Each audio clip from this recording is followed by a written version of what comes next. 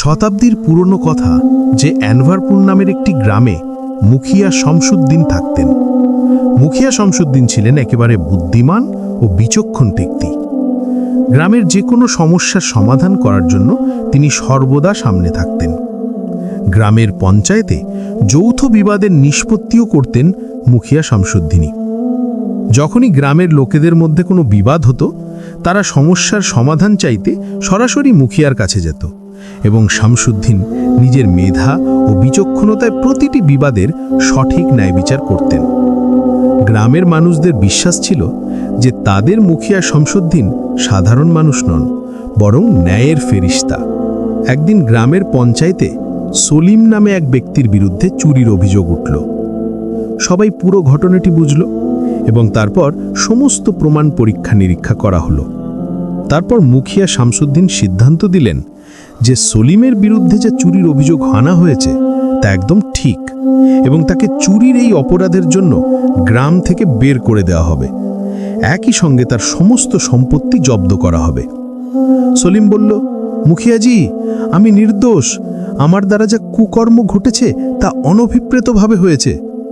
তাতে মুখী বললেন, সলিম, আমরা যা সিদ্ধান্ত নিয়েছি তা সম্পূর্ণ ন্যায় বিচারে ভিত্তি করে নেওয়া হয়েছে, কারণ সব প্রমাণ তোমার বিরুদ্ধে আছে। সলিম বলল, মুখিয়াজি, অনেক সময় যা আমাদের দেখায় তা পুরো সত্য নয়। দয়া করে আমার ওপর করুণা করুন। আমি নির্দোষ। যেই পরিস্থিতিতে আজ আমি পড়েছি, হয়তো আপনার সঙ্গেও এমন পরিস্থিতি দেখা দিতে পারে। কিন্তু মুখিয়া শামসুদ্দিন বললেন এবং সলিমকে গ্রাম থেকে বের করে দিলেন যে আমি যা সিদ্ধান্ত নিয়েছি তা সমস্ত পরিস্থিতি ও প্রমাণ বিবেচনা করে নিয়েছি। এইভাবে সলিমকে চুরির অপরাধের শাস্তি হিসাবে গ্রাম থেকে বের করে দেওয়া হলো। সলিম তার নির্দোষিতা প্রমাণ করার জন্য কাঁদতে কাঁদতে গিলগিল করে অনুনয় বিনয় করছিল, কিন্তু কারও তার কোনো খোঁজ না নিল। মুখিয়া শামসুদ্দিন ছিলেন অত্যন্ত সদাচারী এবং বিচক্ষণ মানুষ। পঞ্চায়েত শেষ হবার পর সবাই নিজেদের ঘরে ফিরে গেল। মুখিয়াও তার বাড়ি ফিরে গেলেন। এই গ্রামের বাইরে একজন পীর সাহেবের খানকাহা ছিল। ও পীর সাহেব আল্লাহর ইবাদতকারী এবং একজন প্রকৃত ঔলি ছিলেন। গ্রামের মানুষ প্রায়শই সেই পীর সাহেবের খানকাহে গিয়ে তার উপদেশ শুনত। মুখিয়া শামসুদ্দিনও পীর সাহেবের প্রতি বিশেষ অনুরাগ রাখতেন। তিনি প্রায়ই পীর সাহেবের কাছে যেতেন এবং তার ইরশাদ শুনতে খানকাহে আসতেন। পরদিন যখন মুখিয়া পীর সাহেবের কাছে গেলেন, পীর সাহেব বললেন, মুখিয়াজি, আমি গতকালের ঘটনায় শুনেছি যে আপনি সলিম নামে একজনকে চুরির অপরাধে গ্রাম থেকে বের করে দিয়েছেন। যতটুকু আমার জানা আছে, ওই সলিম নামের লোকটি আমার খানকাহেও আসত। আমার মনে হয় তিনি ভালো মানুষ ছিলেন। তিনি হয়তো চুরির মতো দণ্ডনীয় কাজ করবেন না। মুখিয়া বললেন, না পীর সাহেব, আপনি ভুল বুঝেছেন। আমি সব ঘটনা ও প্রমাণ দেখে সিদ্ধান্ত নিয়েছি এবং আমার সিদ্ধান্ত কখনো ভুল হতে পারে না। আমি আজ পর্যন্ত যেসব সিদ্ধান্ত দিয়েছি সেগুলো সবই ন্যায় বিচার ও পরায়ণ। পীর সাহেব বললেন, মুখিয়াজি, কখনো কখনো যা আমাদের চোখে পড়ে তা পুরো সত্য প্রকাশ করে না। আমার মনে হয় আপনার যে সিদ্ধান্ত তাতে কোথাও কিছু ত্রুটি থেকে থাকতে পারে। কিন্তু মুখিয়া পীর সাহেবের এই কথার সাথে একমত ছিলেন না। তিনি নিজের সিদ্ধান্তে পুরোপুরি নিশ্চিত ছিলেন। মুখিয়া শামসুদ্দিনের একটি কন্যা ছিল যে এখন বিবাহযোগ্য বয়সে পৌঁছে গিয়েছিল। মুখিয়া যখন বাড়ি পৌঁছালেন, তার স্ত্রী বললেন, শোনেন জি, আমাদের কন্যা এখন বিয়ের যোগ্য হয়ে গেছে এবং আমি তার জন্য একটি সুন্দর কনে পর্যন্ত খুঁজে পেয়েছি। ছেলেটি খুবই ভালো এবং আমাদের প্রতিবেশীরই গ্রামের বাসিন্দা। মুখিয়া বললেন, ওহ প্রিয় স্ত্রী, চিন্তা করো না, আমি আমার মেয়ের বিয়ে খুব জমকালোভাবে করব। দেখবে এইবার আমার ধান ক্ষেতের ফলন পুরো গ্রামের মধ্যে সেরা হবে। কিছুদিনেই ফসল কাটা শুরু হবে। আমি শহরে গিয়ে খুল পণ্য বিক্রি করব, যাতে ভালো দাম পাই, আর তারপর দেখবে কিভাবে মেয়ের বিয়ে ধুমধাম করে করব। স্ত্রীর কথা শুনে তিনি খুব খুশি হলেন। পরদিন যখন মুখিয়া খেতে গেলেন, তিনি ক্ষেতের অবস্থা দেখে খুব ভয় পেলেন। এ কি হয়েছে? আমার ফসলের মধ্যে কীট পতঙ্গ লেগেছে। এমনটা কিভাবে সম্ভব? আল্লাহ, আমাকে দ্রুত আমার ফসল বাঁচানোর জন্য কিছু করতে হবে, না তাহলে সব নষ্ট হয়ে যাবে। মুখিয়া অনেক চেষ্টা করলেন তিনি নিজের ফসলের উপর কীটনাশক ছিটালেন, কিন্তু তবুও তার ফসল ক্রমেই ক্ষতিগ্রস্ত হচ্ছিল। এইভাবে মুখিয়ার পুরো ফসল নষ্ট হয়ে গেল এবং নিজের শ্রম নষ্ট হতে দেখে তিনি অত্যন্ত বিষণ্ণ পড়লেন। চুপচাপ তিনি বাড়ি ফিরলেন। তাকে দুঃখে দেখলে তার স্ত্রী বললেন, কি হয়েছে, আপনি দুঃখিত, বলুন তো। মুখিয়া পুরো ঘটনাটা স্ত্রীকে বললেন এবং বললেন, আমার সব ফসল নষ্ট হয়ে গেছে, এখন বুঝে উঠতে পারছি না আর কি করব। স্ত্রী বললেন, চিন্তা করো না, তুমি তো পরিশ্রমী আর সবার মঙ্গল ভাবো, তাহলে কাঁদছো কেন? আমার কথা শোনো, যাও মহাজনের কাছে থেকে কিছু ধার নাও এবং শহর থেকে ভালো বীজ কিনে নিয়ে আসো। স্ত্রীর এই পরামর্শ মুখিয়াকে খুব ভালো লাগলো। তিনি সরাসরি মহাজনের হাভেলিতে গিয়ে সব ঘটনা ব্যাখ্যা করে বললেন, মহাজনজি, আমি আমার ক্ষেতে আবার কাজ শুরু করতে চাই, এই জন্য কিছু টাকা দরকার। মহাজন বললেন, মুখিয়াজি, আমি আপনাকে দেনাই দিতে কোনো আপত্তি করব না, তবে আপনি জানেন আমার সুদটা বেশি হয়। আপনি গ্রামের মুখিয়া, এই জন্য আপনার উপর একটু কম সুদ ধার্য করব, তবুও সুদ তো দিতে হবে, ভাবুন। মুখিয়া বললেন, মহাজনজি, পুরো গ্রাম জানে আমি কতটা পরিশ্রমী আর সচ্চরিত্র, আপনাকে আমার উপর বিশ্বাস করতে হবে। মহাজন বললেন, ঠিক বলছেন মুখিয়াজি, কিন্তু বিশ্বাসে ধার দেওয়া হয় না, সুদ তো আপনাকে দিতে হবে, এবং যদি আপনি সময় মতো টাকা পরিশোধ করতে না পারেন তাহলে আমি আপনার ক্ষেতে কবজা করে নেব। এই কথাগুলো শুনে মুখিয়া অনেক চিন্তায় পড়ে গেল। যদিও পুরো গ্রামে মুখিয়ার অনেক মর্যাদা ছিল, কিন্তু মহাজন ছিল 1 নাম্বার সুদখোর এবং সে মুখিয়ার প্রতি কোনো শ্রদ্ধা দেখায়নি। এবার মুখিয়ার সমস্ত ফসল নষ্ট হয়ে গিয়েছিল এবং তার কাছে কোনো সঞ্চিত পুঁজি পাওয়া যাচ্ছিল না, কারণ তিনি আগের ফসলেই সমস্ত সঞ্চয় ব্যয় করে ফেলেছিলেন। কিছুক্ষণ চিন্তা করে মুখিয়া বললেন, ঠিক আছে মহাজনজি, আমি আপনার শর্ত মেনে নিচ্ছি। মহাজন সোনার আসরফির একটি ব্যাগ তাকে তুলে দিল এবং মুখিয়া সেই টাকায় ভালো মানের বীজ কিনে আবার খেতে কাজ শুরু করল। কয়েক মাসের মধ্যে তার ফসল আবার পেকে গেল, কিন্তু যখন ফসল কাটা শুরু হলো, মুখিয়া দেখলেন যে আবারও তার ফসলের মধ্যে কীট লেগেছে। পুরো ফসল নষ্ট হয়ে গিয়েছিল। এটা দেখে মুখিয়ার চোখে অশ্রু এসে পড়ল। তিনি কাঁদতে কাঁদতে বাড়ি ফিরলেন এবং পুরো ঘটনাটা স্ত্রীকে বললেন এবং বললেন, প্রিয়, আমার সমস্ত ফসল আবার নষ্ট হয়ে গেছে, উপরন্তু এখন মহাজনের কাছে আমার দেনাও হয়ে গেছে, আমি কিভাবে মেয়ের বিয়ে করব? স্ত্রী বললেন, শোনেন জি, কিছুদিন পরে ছেলেটির পরিবার আমাদের মেয়েকে দেখতে আসবে, তখন আমাদের লজ্জা হবে। ঠিক সেই সময় মহাজনও এসে উপস্থিত হলো এবং মুখিয়াতে বলল, মুখিয়াজি, আমি তোমার দেনা সুদসহ নিতে এসেছি। মুখিয়া বিপদগ্রস্ত হয়ে বলল, মহাজনজি, আমার সমস্ত ফসল নষ্ট হয়ে গেছে, একটু সময় দিন। মহাজন বলল, মুখিয়াজি, আমি কাউকে কখনো সময় দিই না, এখন সময় মতো কথাবার্তা চলে। যদি তুমি তোমার ক্ষেত ফিরে পেতে চাও, পরিষ্কার কথা, আমাকে আমার সমস্ত টাকা সুদসহ না দিলে আমি তোমার ক্ষেতে কবজা করে নেব। এত বলে মহাজন সেখান থেকে চলে গেল। এবার মুখিয়ার হাত থেকে ক্ষেতও চলে গিয়েছিল। কিছুদিনের মধ্যে তাদের ঘরবাড়ির অবস্থা খারাপ হয়ে গেল।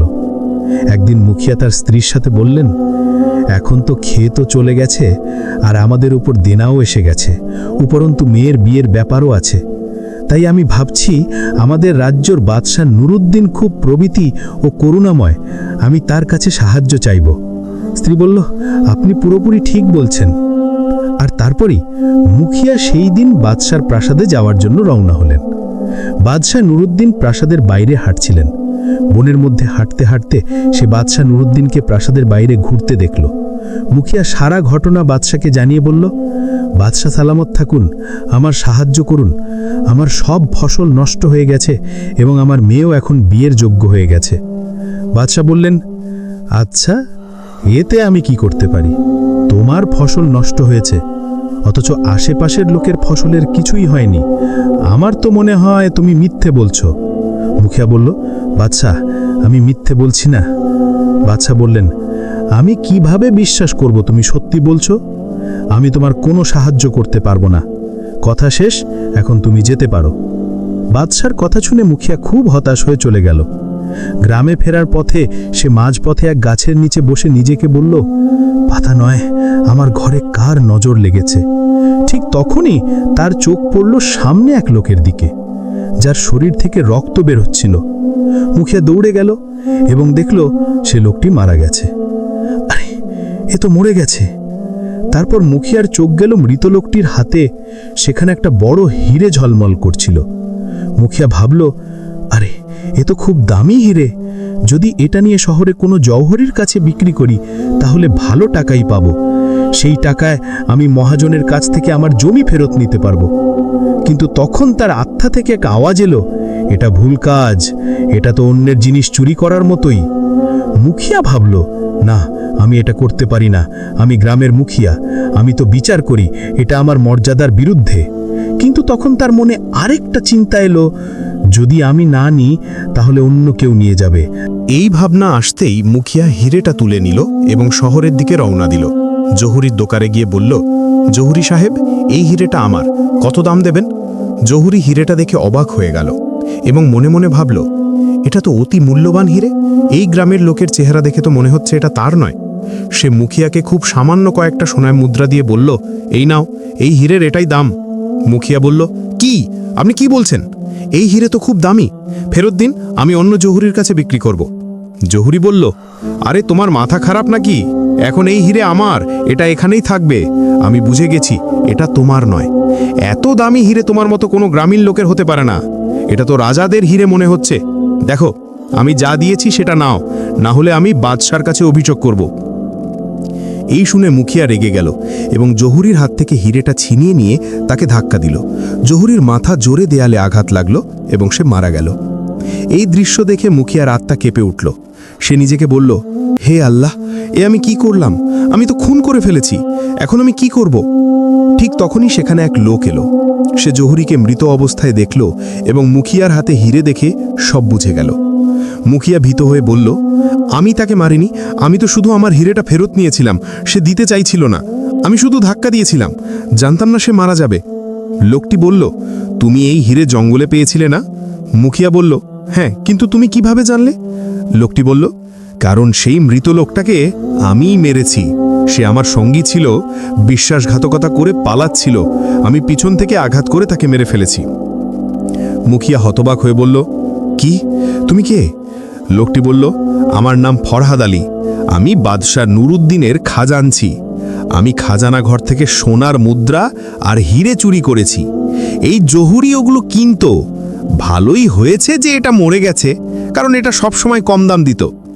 এমন বলতে বলতে ফরহাদ আলী তার পকেট থেকে এক বড় থলে বের করল। মুখিয়া দেখল তার ভেতরে অনেক ছোট ছোট হিরে ঝলমল করছে। ফরহাদ আলী বলল, এই থলেটা তুমি রাখো এবং তোমার গ্রামে চলে যাও। আমি কয়েকদিন পর এগুলো নিতে তোমার বাড়িতে আসব। মুখিয়া ভয়ে বলল, কিন্তু এটা তো অনেক হিরে, তুমি এগুলো বাদশার খাজানা ঘর থেকে চুরি করেছ? ফরহাদ বলল, হ্যাঁ, আর আমি এগুলো তোমাকে দিচ্ছি কারণ বাদশার মন্ত্রী আমার উপর সন্দেহ করছে। তোমার বাড়িতে এগুলো নিরাপদে থাকবে। যদি আমার কথা না মানো, আমি বাদশাকে বলবো যে তুমি জঙ্গলে লোক মেরেছ আর হিরে লুট করেছ আর পরে জহুরিকে মেরে ফেলেছ, তখন তো তুমিই ফাঁসবে। মুখিয়া বলল, না না, এমন করো না, তুমি যা বলবে আমি তাই করব। ফরহাদ বলল, হ্যাঁ, এটাই আশা করেছিলাম। এটা বলে ফরহাদ মৃত জহুরির কাছ থেকে সোনার মুদ্রা তুলে মুখিয়ার হাতে দিল এবং বলল, এখন এইগুলোও তোমার, কারণ ও তো মরে গেছে।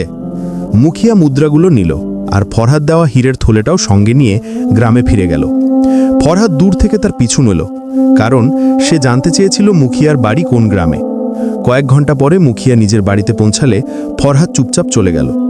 মুখিয়া হীরের থলেটা বাড়িতে লুকিয়ে রাখল এবং তার স্ত্রীকে সোনার মুদ্রা দিয়ে বলল, এই নাও মোহব্বত, বাদশাহ নুরুদ্দিন আমার কাহিনী শুনে আমার প্রতি দয়া করেছেন এবং এই মুদ্রাগুলো পুরস্কার হিসেবে দিয়েছেন। স্ত্রী বলল, এ তো খুব ভালো হয়েছে, এখন এই মুদ্রা দিয়ে আমাদের ঋণ শোধ হয়ে যাবে, জমিও ফেরত পাবো আর মেয়ের বিয়েটাও হয়ে যাবে, তাই না? পরদিন মুখিয়া মহাজনের কাছে গিয়ে বলল, এই নিন মহাজন সাহেব, আমি যত টাকা নিয়েছিলাম সুদ সহ ফেরত দিলাম। মহাজন বলল, ভালো ভালো, এই নাও তোমার জমির কাগজ। আমার কি দরকার জমির, আমি তো আমার টাকা ফেরত পেয়েছি, কথা শেষ। এইভাবে মুখিয়া নিজের জমি ফিরে পেল এবং বাড়ি ফিরে এলো। কিন্তু ঘরে ঢুকতেই দেখল এক অদ্ভুত দৃশ্য। বাড়িতে বাদশাহ নুরুদ্দিন, তার মন্ত্রী আর দুইজন সৈন্য দাঁড়িয়ে আছে। সৈন্যরা ফরহাদ আলীকে ধরে রেখেছে। মন্ত্রী বাদশাকে বলল, বাদশাহ, আমাদের গোয়েন্দারা জানিয়েছে ফরহাদ আলীকে এই বাড়িতেই লুকিয়েছিল। খাজানা ঘর থেকে যেসব হিরে ও সোনা চুরি হয়েছিল সবই ওর কাজ। তখন ফরহাদ বলল, বাদশাহ, আমি জহুরিকে মারিনি, ওকে তো মুখিয়াই মেরেছে, আমার সঙ্গীকেও মুখিয়াই হত্যা করেছে। এই শুনে মুখিয়ার হাত পা কেঁপে উঠল। বাদশাহ আগে বললেন, তুমি আমার কাছে সাহায্য চাইতে এসেছিলে আর এখন চোরের সঙ্গী হয়ে গেছো? বলো, আমাদের খাজানার হিরেগুলো কোথায়? না বললে তোমার সর্বনাশ হবে। ভয়ে মুখিয়া হীরের থলেটা বাদশাকে দিয়ে বলল, বাদশাহ, ফরহাদ আলী মিথ্যে বলছে। আমি জহুরির কাছে হিরে বিক্রি করতে গিয়েছিলাম, কিন্তু সে কম দাম দিতে চেয়েছিল। আমি ওর কাছ থেকে হিরেটা ছিনিয়ে নিয়েছিলাম। আমি জানতাম না সে মারা যাবে। পরে ফরহাদ এসে আমাকে এই হীরের থলেটা দিল এবং হুমকি দিল যে যদি আমি না মানি তাহলে আমাকে ফাঁসিয়ে দেবে। বাদশাহ বললেন, তুমি হিরেটা কোথা থেকে পেয়েছিলে? মুখিয়া বলল, বাদশাহ, যখন আমি আপনার কাছ থেকে ফিরে আসছিলাম তখন রাস্তায় এক মৃত লোক পাই, তার হাতেই হিরেটা ছিল। বাদশাহ বললেন, তাহলে তোমার উচিত ছিল সঙ্গে সঙ্গে আমাদের খবর দেওয়া, কিন্তু তুমি তা করনি। তাই তুমি অপরাধী, ঠিক যেমন ফরহাদ আলী। মুখিয়া কাঁদতে কাঁদতে বলল, বাদশাহ, আমি যা করেছি তা বাধ্য হয়ে করেছি। আমার সংসার খুব খারাপ অবস্থায় ছিল। বাদশাহ বললেন, এই রকম অজুহাত সব অলস লোকই দেয় যারা পরিশ্রম করে না। এ কথা শুনেই মুখিয়ার মনে পড়ল কয়েক মাস আগে ঘটেছিল সেই ঘটনাটা, যখন সে সলিম নামে এক গরিব লোককে চোর সাব্যস্ত করে গ্রাম থেকে তাড়িয়ে দিয়েছিল। এদিকে গ্রামের লোকেরা শুনল যে বাদশাহ সৈন্যদের নিয়ে মুখিয়ার বাড়িতে এসেছে। সবাই ছুটে এলো, পীর সাহেবও এলেন। সবাই একসাথে বলল, বাদশাহ, আমাদের মুখিয়া এমন কাজ করতে পারেন না। উনি খুব সৎ মানুষ, সবসময় সবার সাহায্য করেন। কিন্তু বাদশাহ কারও কথা শুনতে চাইলেন না। তখন পীর সাহেব এগিয়ে এসে বললেন, বাদশাহ, সবাই ঠিক বলছে, মুখিয়া খুব ভালো ও ইমানদার মানুষ। ও যা করেছে অনিচ্ছায় করেছে। আমি ওকে ভালোভাবে চিনি। ওর মতো ভালো মানুষ গোটা গ্রামে নেই। তাই আমার অনুরোধ, ওকে ছেড়ে দিন। বাদশাহ বললেন, ঠিক আছে পীর সাহেব, আপনার সম্মানের খাতিরে আমি ওকে ক্ষমা করে দিচ্ছি। একথা বলে বাদশাহ সৈন্যদের নিয়ে চলে গেলেন, তবে ফরহাদ আলীকে ধরে নিয়ে গেলেন। এরপর মুখিয়া পীর সাহেবের হাত চুমু দিয়ে বলল, আপনার প্রতি অশেষ কৃতজ্ঞতা। আপনি না থাকলে আমি বাঁচতাম না। পীর সাহেব বললেন, মুখিয়া, মনে আছে কিছুদিন আগে তুমি সলিম নামে এক লোককে চুরির অপরাধে দোষী সাব্যস্ত করেছিলে? তখন আমি বলেছিলাম, অনেক সময় যা আমরা দেখি তা পুরো সত্য নয়, কিন্তু তুমি তোমার বিচারে নিশ্চিত ছিলে। আজ তুমি সেই একই অবস্থায় পড়লে। এটা ভাগ্যের খেলা মুখিয়া। সেই গরিব সলিমও ঠিক এমনই পরিস্থিতির শিকার ছিল, কিন্তু তুমি তার কথা শোনোনি। পীরের কথা শুনে মুখিয়ার চোখে পানি চলে এলো। সে বলল, পীর সাহেব, আপনি ঠিক বলেছেন। আমি সলিমের সঙ্গে অন্যায় করেছি, আর সম্ভবত তারই শাস্তি আমি পেয়েছি। আমার অহংকার ছিল, আমি কখনো ভুল বিচার করতে পারবো না। কিন্তু আপনি ঠিক বলেছেন, অনেক সময় যা চোখে দেখি তা সম্পূর্ণ সত্য নয়। মানুষ ভাগ্য ও পরিস্থিতির সামনে অসহায় হয়ে পড়ে। পীর সাহেব বললেন, মুখিয়া, আমার একটাই অনুরোধ, যখনই কোনো বিচার করবে খুব ভেবে চিন্তে করো, সব দিক খতিয়ে দেখে সিদ্ধান্ত নাও। এ কথা বলে পীর সাহেব চলে গেলেন। এরপর থেকে মুখিয়া গ্রামের প্রতিটি সমস্যা সম্পূর্ণ তদন্ত করে ন্যায় বিচার করতে লাগল। এই গল্প থেকে আমরা গভীর শিক্ষা পাই। বিচার করার আগে সম্পূর্ণ অনুসন্ধান ও ধৈর্য প্রয়োজন। মুখিয়া শামসুদ্দিন ছিলেন জ্ঞানী ও সৎ মানুষ, কিন্তু তিনি শুধু প্রমাণের ওপর ভরসা করে সলিমকে দোষী সাব্যস্ত করেছিলেন তার অবস্থাটা না বুঝে। পরে যখন নিজেই মিথ্যা অভিযোগে ফেসে গেলেন, তখন বুঝলেন যা চোখে দেখা যায় তা সব সময় সত্য নয়। আল্লাহের আদালতে প্রতিটি কাজের হিসেব আছে, আর ভাগ্যের চাকা ঘুরে আমাদের সেই অনুভব করায় যা আমরা অন্যদের সঙ্গে করেছি। তাই মানুষকে সর্বদা ন্যায়, দয়া এবং গভীর অনুসন্ধানের সঙ্গে বিচার করা উচিত, এবং কখনো অহংকার করা উচিত নয় যে সে ভুল করতে পারে না। এটাই আসল ন্যায় বিচার ও মানবতার পথ। যদি আপনাদের এই গল্পটি ভালো লেগে থাকে তাহলে ভিডিওটি লাইক করুন, শেয়ার করুন এবং মন্তব্যে আপনার মূল্যবান মতামত জানান। আর আমাদের ইউটিউব চ্যানেল সাবস্ক্রাইব করতে ভুলবেন না। ধন্যবাদ।